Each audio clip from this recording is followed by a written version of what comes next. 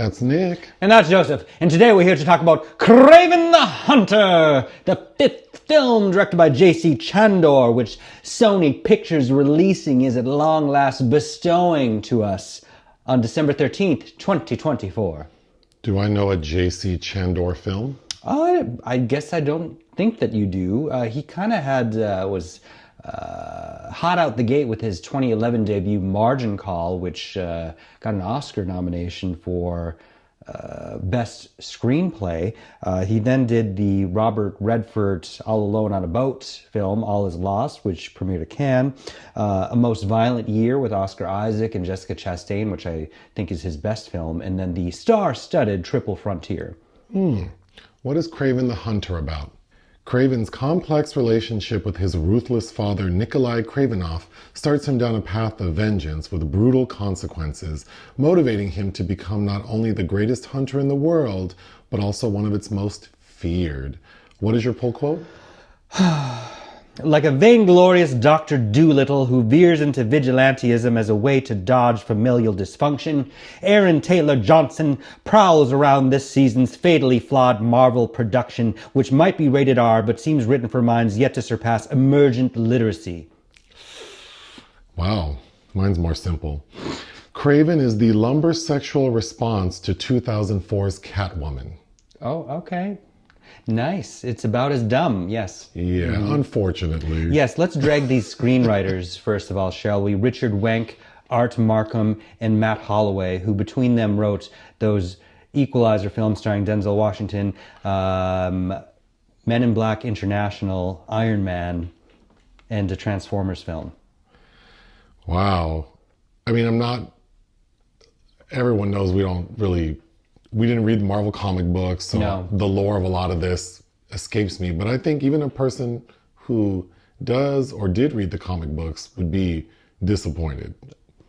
The screening we attended was not well attended, and there was a lot of laughing at the movie. So that's not a good sign. Oh, we were laughing in this film's face. Notably, this is the sixth in the Sony Spider Universe series of films. Spider-Verse? Because Kraven is a nemesis of Spider-Man, apparently. Oh, this might be a long one because I have so many notes and I'm kind of confused by the story. I'm just going to do my best and probably tell it out of sequence. But Kraven is Sergei. And Sergei, as an adult, is played by Aaron Taylor Johnson. But we know that he has a brother, Dmitri, and a dad, played by Russell Crowe. His mother died when he was a teenager via suicide. So after the mother kills herself, the dad picks up Sergei and his brother Dmitri from school, like their boarding school, and says, I'm pulling you out of school for a bit. You need to grieve. And the best way to do that is to go hunting in Africa. So they go to Ghana and they're on safari. And Russell Crowe's character is just like this overly macho, Domineering asshole. jerk who's also a crime lord, maybe? Not quite sure. We don't really see him do bad things besides kill animals. But while on safari, Sergei gets attacked by a big old lion because he was kind of mesmerized by it and didn't want to shoot it. And the only reason the lion attacked him is because the dad shot at the lion. So Sergei is killed. But thankfully, on this same trip, somewhere not far away in Ghana, we have a young lady named Calypso, who as an adult is played by Ariana DeBose. But as this teenager, we see her visit her grandmother. And the grandmother is like a witch doctor. And she tells her daughter, she basically teaches her how to read tarot cards in like 3 minutes. And then gives her a potion. From Papa Legba. And tells her, you'll know when to use it, but it basically brings people back to life. You're going to use it today. And thankfully, Calypso's parents are on safari not far from where Sergei and his dad and brother were. So somehow, I guess Calypso, like her psychic ability, causes her to jump off of the Jeep she and her parents are on and run into the safari. And in the bush, she finds Sergei lying dead with this big old lion over him. And the lion just leaves like it's bored. She feeds Sergei the potion, and then we see that it brings him back to life, basically, in a really corny montage. And gives him some really cool amber irises at times. So we flash forward 16 years, and now we meet adult Sergei, played by a jacked Aaron Taylor Johnson. And his goal is to hunt bad people. And at first we see him track down some gang lord in a prison, kill his ass. Then he finds some poachers, kills them, then gets to some other like gang lord and gets like a list of bad people, wants to pluck them off.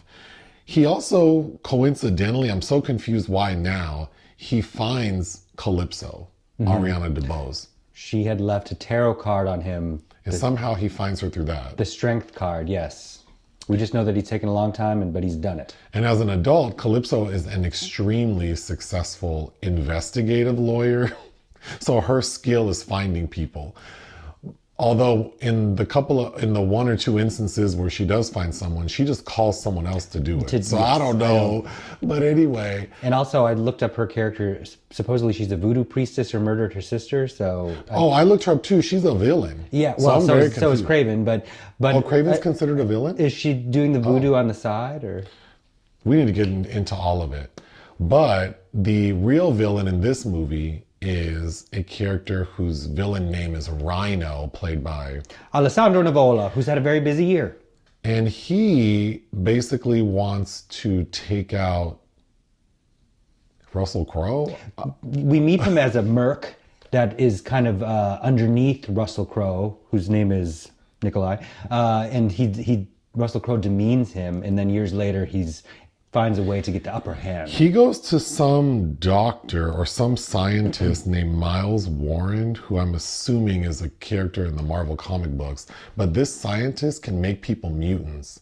So he made Alessandro Nivola's character with a rhino, like tough skin and a horn. And it's very literal. Yeah. And he is basically trying to kill the hunter because he's concerned that the hunter is going to take him out. There's also... Well, the hunter... So it goes back to the opening of the film. This Russian arms dealer that's killed in this gulag also happens to have murdered one of Calypso's colleagues. And Aaron Taylor Johnson, Kraven, knows this. So he does this preemptively as a way to impress Calypso, because his proposition to her is that they work together, basically killing bad people.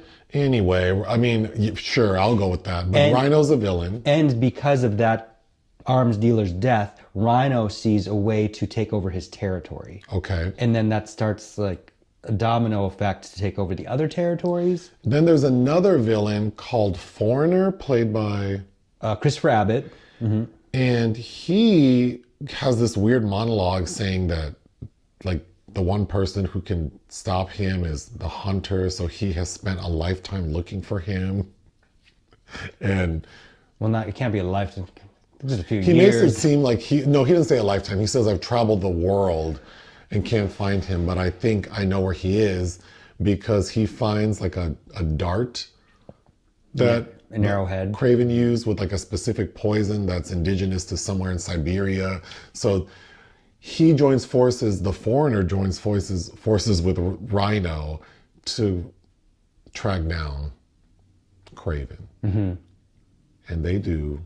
But of course, Kraven gets the upper hand with the help of Calypso, because I guess she's like, what's his name? Jeremy Renner. Isn't he a bow and arrow expert? Hawkeye. So Calypso's like Hawkeye, but she knows voodoo. So she helps dispatch Foreigner.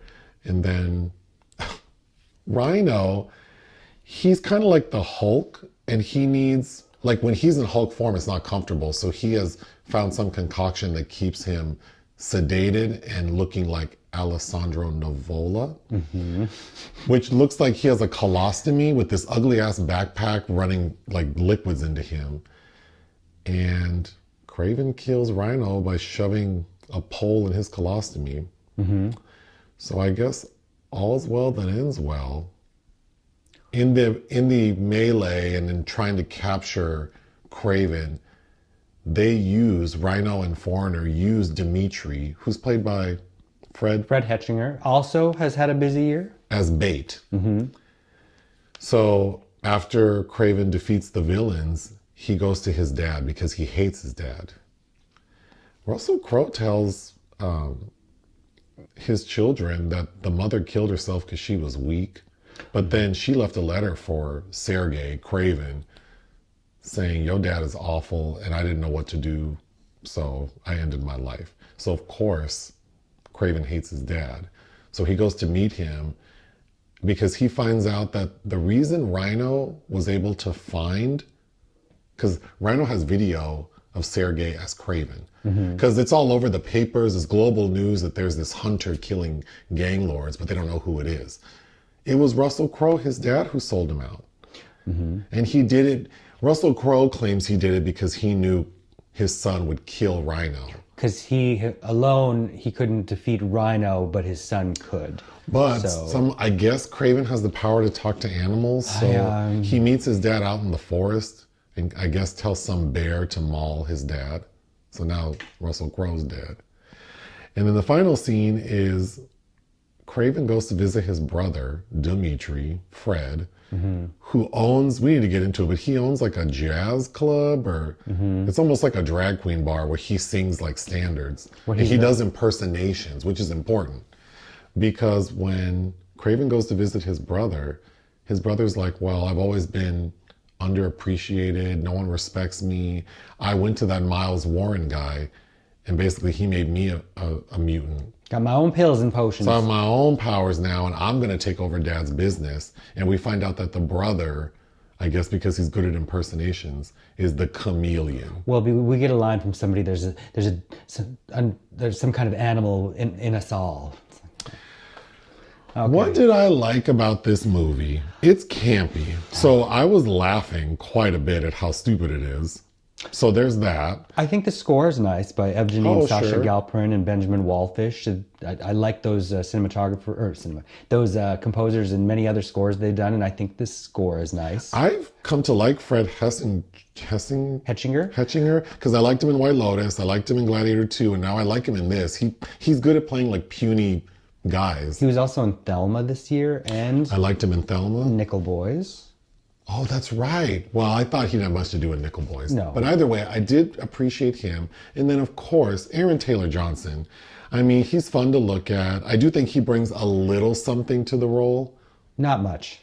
I think by default, it seems like he does. I'm sure we're going to get comments, but I guess I'm confused because I don't know the character in the comic books, but he seems like he's kind of like Logan, Wolverine, where he's like angry, but then he's not that angry. He seems to have like a sense of humor. He doesn't seem miserable. Like he seems to like nature and being with animals. He's working out in a jungle gym, apparently. I don't know where. He's living in a glass gazebo type structure that looks like where Agra lives in the Dark Crystal. Like I don't understand how any of that works.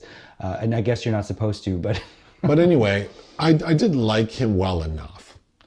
He's doing this thing where he's doing like Zoolander, like he's always making like this broody face, and we get a lot of poses of him like jacked like this that I think are kind of comical. He walks like he's gonna have shoulder trouble in about 5 years.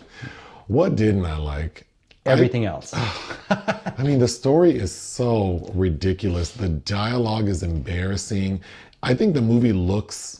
It's definitely like they got the B squad at Marvel post-production because I think the CGI looks like 15 years ago. It doesn't look good. And there's so many animals and all of them look subpar. They look as good as the deer in The Ring 2. What year was Jurassic Park? 93. I mean, those stampede scenes in Jurassic Park look better than the stampede scenes in this movie. Well, it doesn't help that there's no tension in this. I don't care about any of these terrible people. Also, Kraven says that he's like indestructible, but he's not. Like he can't get hit by bullets. But he does end up getting killed again. He's like Hercules, who's half immortal, is almost what's going on. I think it should have been called Kraven Family Matters because till the first hour, we are really stuck with this familial issue that's, who cares? Okay, let me start going through my notes. So another positive is the film starts out really strong because we see that Sergei is, because I told it out of sequence, the whole childhood thing is a very long flashback. But the film opens with Sergei on like a prison bus headed to some gulag. And he gets there and he meets his roommate, this lurch looking man. And Sergei tells him, I'm not going to be here more than 3 days. So don't you worry about me. If I'm here more than 3 days, you can like beat me up. But we find out that Sergei broke into the prison basically to kill a gang lord. And I thought all of that was very promising because Sergei's speaking Russian. So I'm like, oh, wow, this feels like they took some care. The fight sequences, because at that point it's more like hand-to-hand combat. There is some CGI because he's climbing walls that did look very like early 2000s Spider-Man. But then within the first 10 minutes, after Sergei kills the gang lord, there's a plane waiting for him. And he gets on the plane and takes his shirt off. So it's like, oh, wow, we have Aaron Taylor Johnson shirtless 10 minutes in. Well, he did all that work to get that body, so you might as well show people. And then we get the flashback, which is how long? Like 20 minutes? It feels too long, especially with Russell Crowe and all of that talking in that accent. I think Russell Crowe is ruinous with this horrible Russian accent. I don't know why they couldn't have found looking bloated and crazy. Any Eastern European to play this role if they don't want to use a Russian. I will say the teenage Sergei, I didn't mind him. I thought that kid was fine. And even the kid playing the brother. But they're in boarding school in New York, so how they look and sound and move about makes sense. So... But then we get to Ghana. And Calypso's grandma, we needed a take or two more, I think, of that dialogue to... Yeah, that was pretty crunchy. And then when we learned that, well, the way Calypso says it, she really didn't know her grandmother well because she didn't grow up in Ghana, so she didn't see her often. And then she claims that shortly after that trip, her grandmother died. But her grandmother gives her those tarot cards and this potion, this magical potion. Which she apparently into adulthood carries around with her every day. Well, the tarot cards, yeah. And then she says there's only one potion and you'll know when to use it. But then we see later on as an adult, she has another potion. So that's like, okay, what's going on? The film never explains that she is like a witch doctor. I'm assuming that if there were to be a sequel, we'd see her at voodoo school or whatever, doing her thing. Oh, God. So when they're on safari, Russell's telling his teenage sons that there is this like, what's that movie with Idris Elba and the lions? Oh, yeah. Beast or Yep. Where they talk about there's this one lion that's like legend has it that no man can kill him. So we get Russell Crowe with this horrible Russian accent telling the story of this lion. And then they're like, why do you want to kill him? And he's like, man who kills legend becomes legend. All his character wants to do is be like a man's man. And the way he wants to achieve that is by killing animals.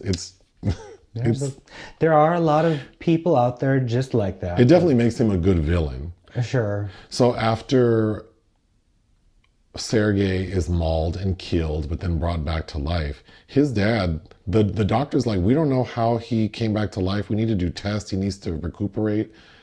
And Russell Crowe says, no, I'm taking my son right now. And they're back in London. We don't know how much time has passed, but I guess he's fine because he's half superhero. But that's when we get the letter that the mom killed herself because Russell was a jerk. It just is played. It's almost like the mom has no purpose except, oh my gosh, there's a moment later in the film where the foreigner has this like, these like poisonous darts that he says the poison will cause you to like envision your worst nightmare. It first brings on your darkest nightmares. And so then the mother comes back in a flashback because we realize that Kraven is deathly afraid of spiders. And we don't know why, except we get a scene of the mother because Russell Crowe sent the wife to like a sanatorium. So we get a scene of her in like her hospital room screaming about spiders. I thought that was such a stupid It's so stupid, scene. especially, I mean, learning that he's a nemesis of Spider-Man. So that, I guess, that's setting that up. But the way the spider scene feels here is like the snakes in Witches of Eastwick, where they're plagued by their worst nightmares. So then when Russell Crowe tells his teenage son in London, like, your brother's going to go back to New York to finish boarding school, you're going to stay here and run my business. And Sergei's like, I don't want to have shit to do with you. And he runs away. He takes passport money, the empty potion bottle, and goes to Russia. He talks to this guy that's on a cargo ship. On a cargo ship, like, hey, I'm trying to get to Russia. And the guy's like, are you on the run? He says yes. And the guy says, come on. Come on board, kid. And then we cut to Sergei walking in Russia, like Eastern Russia. Uh-huh. And it's like the most beautiful day. And he's out in the fields. And a herd of buffalo charge towards him. And that's when he realizes that he can communicate with animals because they kind of stop and they don't run over him. But then he also discovers some poachers. He kills the poachers, and that's when we get the sense that that's going to be his life's mission. A Russian Diane Fossey. So that we cut back to present day. Okay, I'm so confused. So Sergei Kraven kills that crime lord in the prison. Okay, so then we cut to now in present day, 30 minutes later, after that long-ass flashback, that Ariana DeBose is at the funeral of a colleague, and she's saying that he was murdered because he chose to stand up against his crime lord who just died. And it's raining. Mm-hmm. And in the corner in the shadows is Kraven. So when the funeral's over at the cemetery, Sergei runs up on Ariana DeBose, Calypso, and she's like, oh my God, sorry, didn't mean to scare you. I just want to say I'm sorry. Oh, did you know the deceased? No. Oh, okay, well, thanks for your condolences. And then she walks away like, who's this weirdo? And then he goes, Calypso, and shows her the tarot card. The strength card. And she's like, oh my God, you're the boy. How did you find me? And what does he say? Like, I'm a hunter or something? Yes. I was so confused. Why now? Then he proceeds to like walk with her to the park now that the rain has stopped. And he tells her everything. That he's out here killing fools, that his name is Kraven with a K. Kardashian with a K. And then he gives her a list of all the bad guys he wants to kill. And he says, I know you're like the most successful investigative attorney in all of the UK and Europe. On your floor. Yeah. You're the prettiest girl at your desk. So I need you to help me. Can you help me find these bad guys? Which makes no sense to me. You found all these other people. You staged an elaborate plan to break into a gulag to kill a guy, but you can't find people whose names are on a list who are like known people. That made no sense to me. And she goes, well, I'll think about it. But then they reunite because Rhino kidnaps Dmitri, Kraven's brother. And then I will say another positive are the action scenes, because there's a chase scene. There are 2 decent action scenes. Yeah, but I mean, that is a positive. There's a chase scene when Dimitri's kidnapped that I thought, you know, there was a little emotion to it because he's trying to get his brother, and there's a helicopter moment.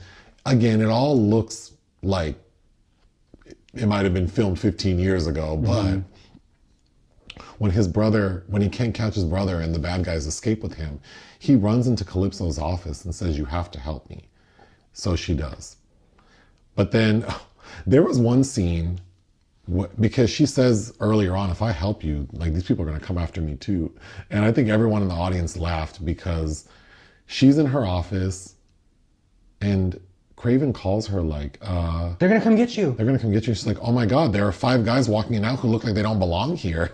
And it's at that point where you could feel the film. It's like you're on a plane, one of the engines went out. It's like, ooh, we're about to crash land hard. And it does. Well, perfect, because my next note is poor Ariana. Oh. They do her so crazy. Every line of dialogue is, oh my. Wooden, the ADR is off. People in the audience were laughing at some moments because it's like, it just looks so, like it's clearly dubbed. She lands back in Russia with Sergei and she's like, I don't feel good about any of this. Like she's a 10-year-old.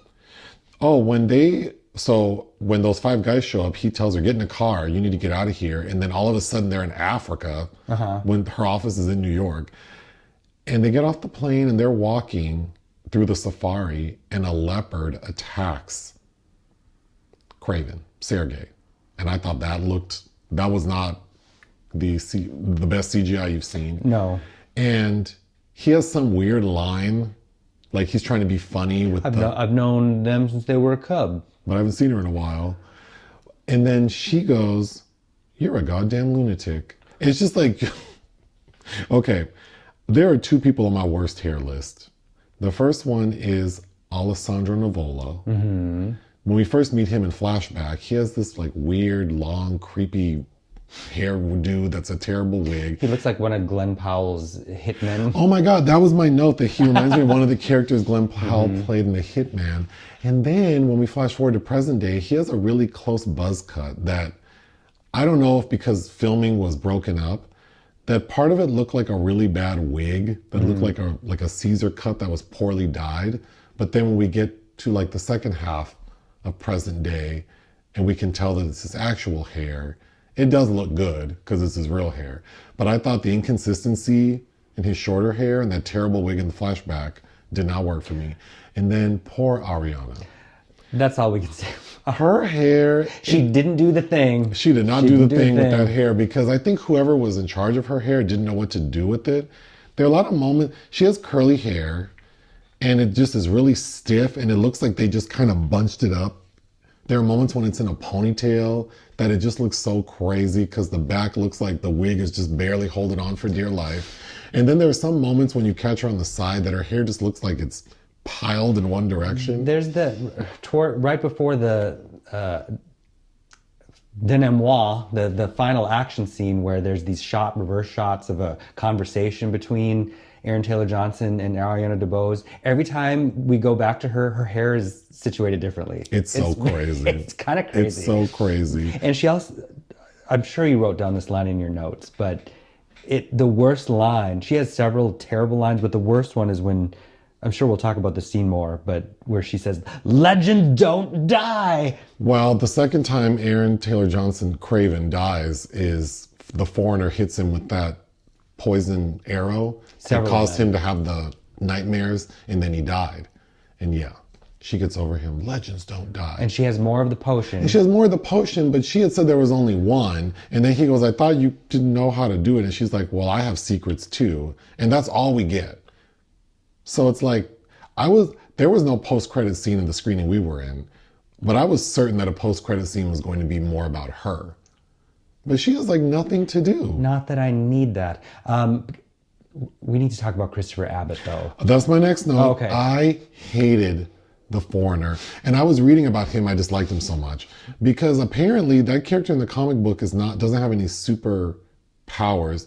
He's just, they describe him as being just extremely agile and smart. So like he's faster than an Olympic athlete, but he doesn't have any superhuman powers. But in this movie, he can he's so fast, it's almost like time travel. Yes, because he has it's his eyes. So he's usually wearing sunglasses. When he takes them off, his eyes create this effect where everything slows down and he does a countdown. Oh, I hate it. He goes 1, 2, or does he count backwards? I don't remember. No, it's 1, 2, 3.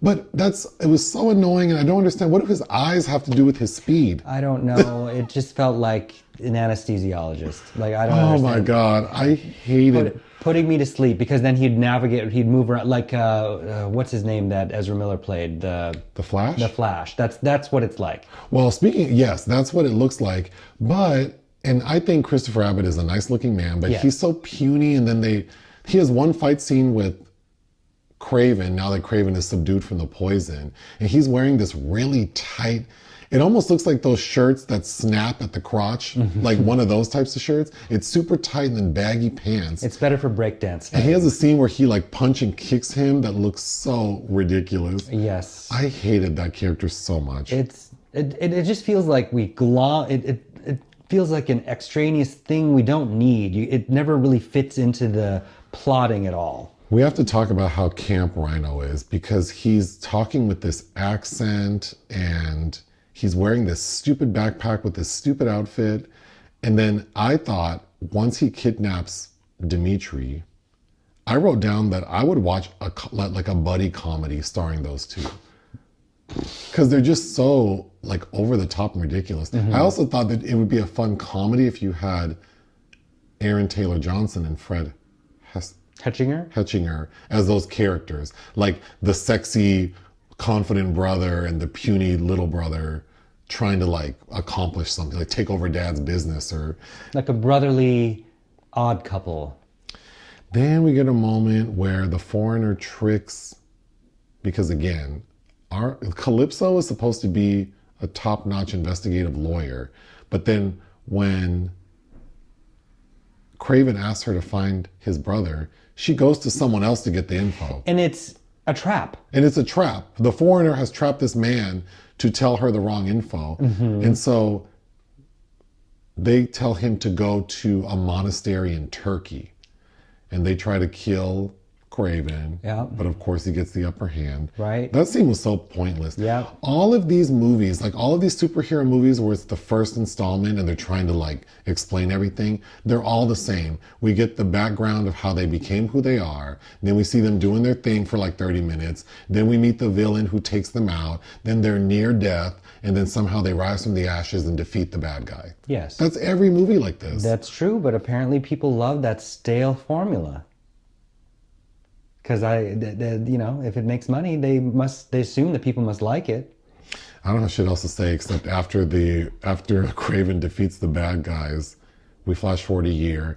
And I don't know if I mentioned, but Dmitri, the brother, he owns this like drag bar where he does covers.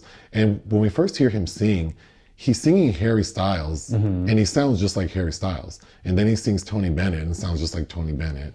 But then we're introduced to the Chameleon. But the final scene is, I guess, because I was watching an interview with Aaron Taylor Johnson, and he said that Kraven wearing the vest with the lion fur is like a big part of his look, and that he has big arms. So that scene was really important. Clearly they shot this scene first so that he could be the most ripped, because, you know, we only see him shirtless twice. That's a very laughable moment, and putting on that costume was giving me Proud Boy realness. I thought I wasn't getting that as much as like he's a little too sexy to not be more charming, and because he doesn't seem like a miserable guy. He just doesn't like bad guys. What's the Johnny Depp perfume cologne that he hawks? Sauvage. It looked like something you'd see. Yes, it's more like that, like aspirational. And I don't know. We didn't talk about Rhino's transformation in one of the worst action finales I've seen in a long time. It looks terrible. They're in the safari, and then there's a stampede coming. Kraven tells the buffalo to stampede. So we have these bad CGI buffaloes charging Rhino while he's turned. And his transformation is weird because he's really big up top, but then his legs are the same size, so his pants don't rip. So the Rhino is wearing pants. Why? Then he doesn't look that great. And little Mickey Rourke-ish. Yeah. Modern day. And then I was thinking, okay, a Rhino, he's going to have to find the soft underbelly. It's a rated R movie. There are some pretty gruesome fight sequences and kills. I was 100% certain that Kraven was going to stab him in the asshole or something. But then as soon as I thought that, we see his colostomy, and that's how he gets him. His mutant belly button. It just wasn't like, to me, this feels like it's going to live on like Catwoman. Sure. I think it's going to have a cult following because it's so ridiculous. If only it were so lucky, actually. Wow. But I mean, yeah, Catwoman's hard to watch still, though.